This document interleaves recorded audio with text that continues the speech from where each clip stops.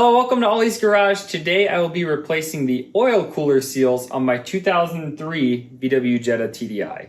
This procedure is going to be the same for all Mk4 TDI engines.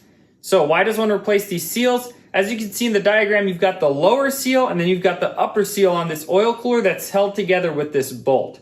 These seals have probably never been replaced, so depending how old your vehicle is, that can be coming up over 20 years at this point. If you do some simple reading on the internet, you will find thousands of people who talk about how these seals have blown out on them on cold days, leaving them stranded and potentially causing engine damage. The tools and parts required for this repair are listed right here. As always, links and part numbers are in the description below. You will need to raise the vehicle for this repair. I prefer to use ramps. Make sure that you also chock the vehicle. Remember, you're going to be crawling underneath this vehicle. You want to make sure that it's jacked up well or very secure on ramps. If anything happens to you, it's only your fault. We will start off the repair by moving these 10 belly pan screws and then dropping the belly pan. With all the screws out, just slide the belly pan back. And it is removed. You can see the oil cooler, this silver block right here, and also the black screw that's holding it together. Those seals are leaking and they are beyond due for replacement. Make sure you have a oil drain pan in place because when you remove this, you're at least going to get some oil out.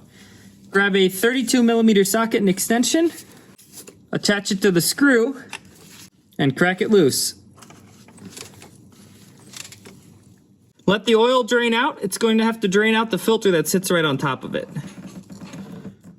Once the oil dripping has slowed, continue to remove this bolt.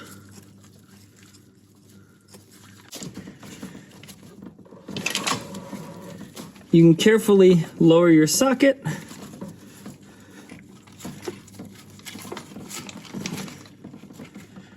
Pull that off, and then remove this bolt.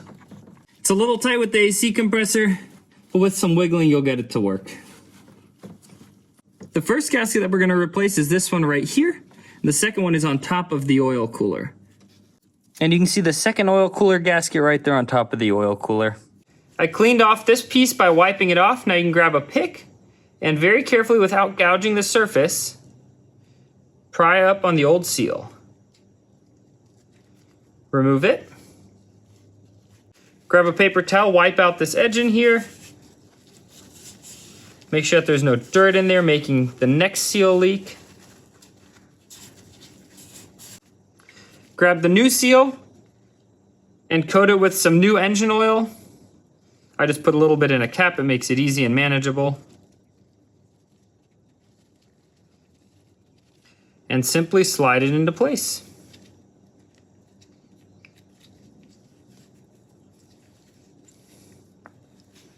The oil cooler gasket on top is a little bit more difficult, but grab a pick.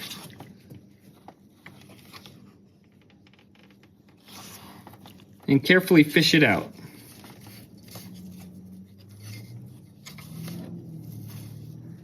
It is held on by these two little tabs.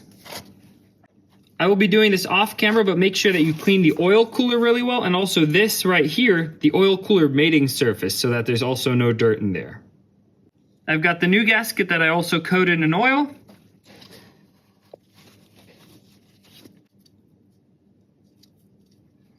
Carefully place it on the oil cooler and then make sure that these ears go over these oil cooler notches. There's no specific orientation. Make sure that both ears are attached to one of those notches. Under the vehicle, I've also cleaned everything off. Grab this piece where we placed the gasket and we will be sticking it through the oil cooler and attaching it again. Be very careful not to get any dirt on any of the surfaces you just cleaned. It takes a little bit of effort and patience. If you're struggling with how to get this screw into the oil cooler without getting anything dirty, scoot the oil cooler over and then slide it in from this angle right here. It works the best. It's just extremely hard to film that as I'm trying to do it as well. Screw it in hand tight and then we will torque it to 25 Newton meters or 18 foot-pounds. As you're torquing the oil cooler down, make sure you brace it with your hand so that it doesn't turn and torque any of these coolant hoses. Torque to 25 Newton meters or 18 foot-pounds. Once you've got everything assembled, make sure to wipe down the whole area that you were working on so that when we start the vehicle, we can see if there's any new leaks. Now that we have everything assembled, fill in the amount that was drained out. So I measured the amount that was drained out, and I'm going to refill that now.